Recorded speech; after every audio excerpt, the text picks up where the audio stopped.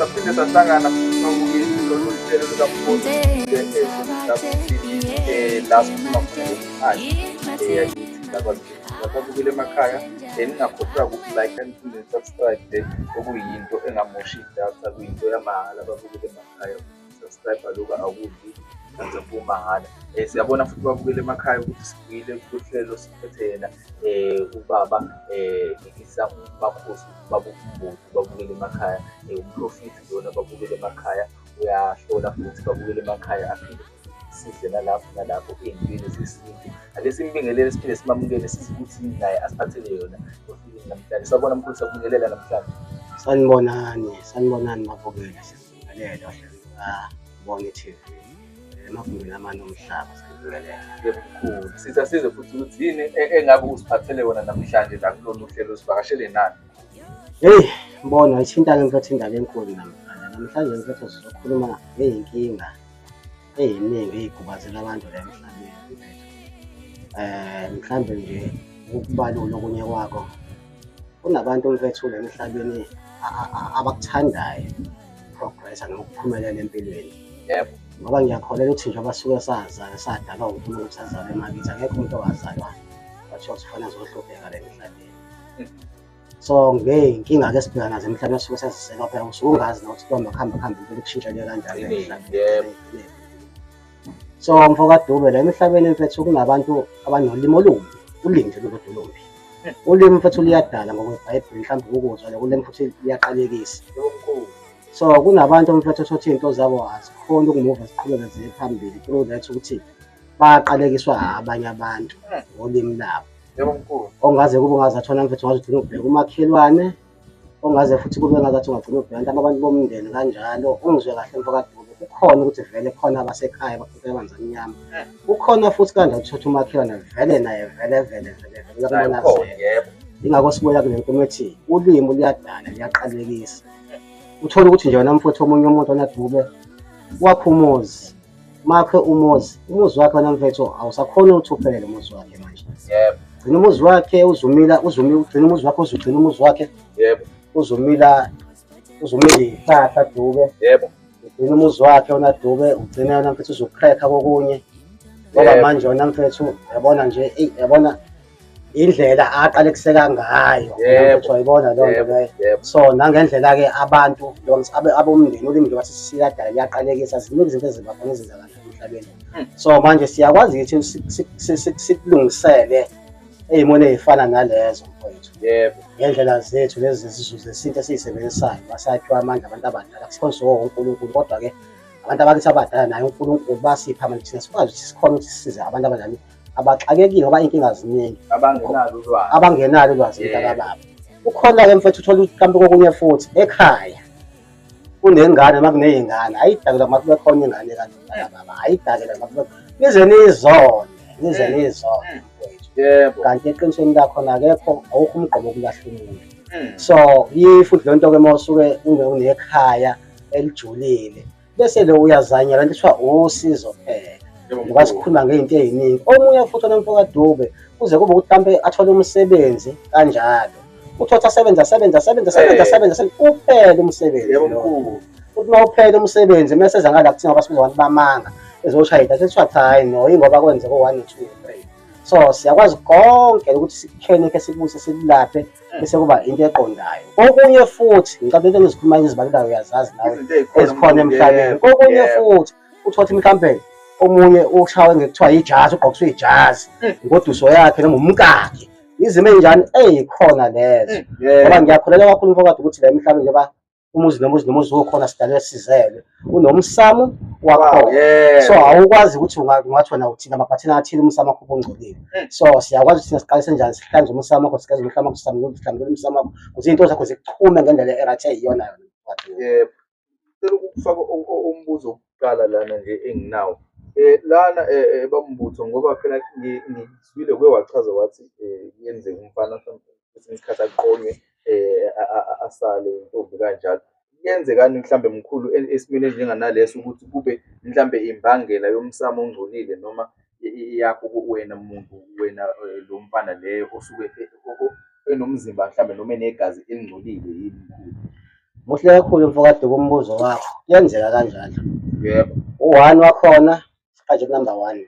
Yebo. Kuyenzeka idlozi limuze umuntu wesifazane. Uyayizwa lento ukuthi wena uyamthanda umuntu wesifazane. Uyabona leyo nto leyo. Yebo. Uthi uma umthanda umuntu wesifazane wakho idlozi bese lona likhiphela yena ngoba njani liyambona ukuthi akalungile licoshele lona yena kodwa ngokuthi wena awunalo ulwazi wena ngathi wena uyamthanda wena ulokhu ufuna ukwenza njani ulokhu umncenga umsesethe ufuna ukumgona ufuna ukumgona hayi phela isithandwa sami idliso lami leli ngiyamthanda nje uyena kanti Dube ubona nje ngathi thuna le inkinga nazo ngixabana njalo akuzona izichitho khona okuyichitho zikhona ushawa idlozi liyamkhahlela idlozi alimfunde ngoba selimimbonisa hayi uyiqola lo uyinyoka lo akazili ukuzovusa umuzi uzobhidliza lo muzi bese likhiphela lona yena ngokwalo kodwa ngokuthi wena awunayo knowledge noma awunayo understanding ethi abantu abadala abangamfuna bamkhipha ekhaya uzolokhu uhamba ulokhu ubhawa ke ulokhu umncenga uthi lo uyaphi ulokhu uyapha-ke naye agcine sehambe kubuza ngomphakathi esekubonisa nangabantu bakubo usuyisiphukuphuku nje wayizwa lento Dope uphinde okusho ukuthi umkhulumbuzo ngiyaxolisa ukukhululima okusho ukuthi umkhulumbutho uma usuke mhlambe unenkinga mhlambe ecishe ifane nokuthi ulethelwa mhlambe kumuntu wesimama empilweni yakho mhlambe noma uthandana nomuntu wesimama empilweni yakho akusulele ngesisa kunikeza inkinga kufakela amabhadi impilo yakho igcina isisitese kungenzeka mkhulu ukuthi lokho kunokuthintana nabo abantu abadala mkhulu.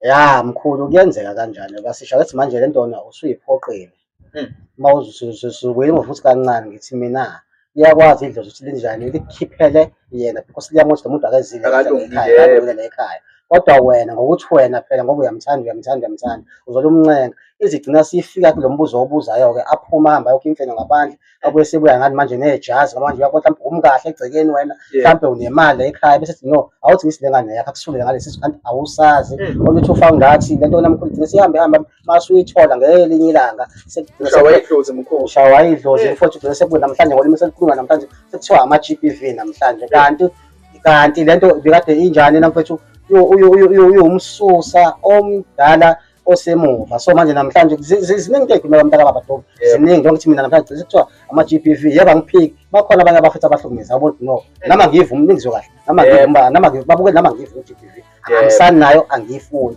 kodwa yingakho ngithi ezinye izinto ziyayihambe lesiwumkhokha obhedayo so ingakho thina yinyanga noma thina zanga sithi no le ndaba esiyikhuluma siyibheke namhlanje manje siyabuka ukuthi izwe lakithi liyafa liyaphela abantu bayabulalana left and center ngapha nangapha kodwa okunye kwabo umthelela wethu thina amadoda nathi ngayo ukuyifaka lapho nathi samadoda amanye nathi futhi sinjani siyabheda sina ukokayo ukuthi esiwenzayo uphinde futhi kanjalo nabesifazane kanjalo futhi ngokuthi umuntu ubuthanda alisekho weDope alisekho uthando ngoba namhlanje laxoxa ukhona into esenjalo ngenyanga kodwa uthando alisekho bayafika abantu kuthina Dope athi umuntu ngifuna ukuthi mkhulu ngibambe umuzi wami ngifuna ukuthi mkhulu ngithole umshado umnikeze Dope uyangizwa Dope umnikeze lo muntu othi ufuna ukwakho ukuba umshado wakhe ufuna ukushada nomfazi umnikeze lo muthi athi mase kutholile Dope lokho agcinene inkambo yakhe ingasali sibuya ngani-ke isibuya ngale GBV esikhuluma ngayo so umuntu ongazi ozoyindabeni obuka ku-TV abeseba nale knowledge ethi asho ukuthi umhlukumezi umbutho noma umhlukumezi uDube kanti akazi ukuthi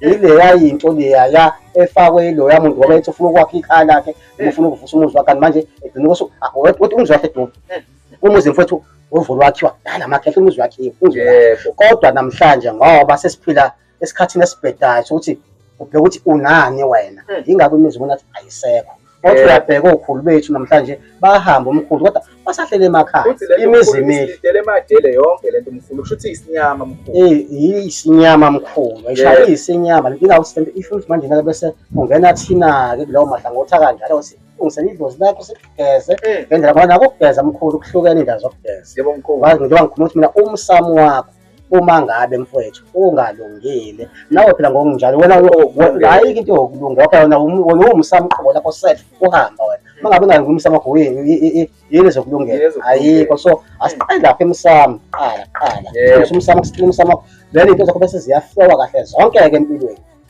babukela amakhanyezela namhlanje lolu hlelo lozomdabu sibuye naye sibuye naye ephila ukuthi namhlanje asigeze umsamo ugeze kuyibhungu ugeze iy'ntombi yakwabo uhlale ube clean, unawo umuthi ozosisiza usikhiphe kulezi ngxaki ezingaka esibhekene nazo ezisinyama la emhlabeni. Mkhulumbuzo, ake siphinde futhi sivalelise ababukeli kodwa singakuhambi mkhulu, uphinde ushiye inamba yakho ababukeli bezoxhumana ngokushesha.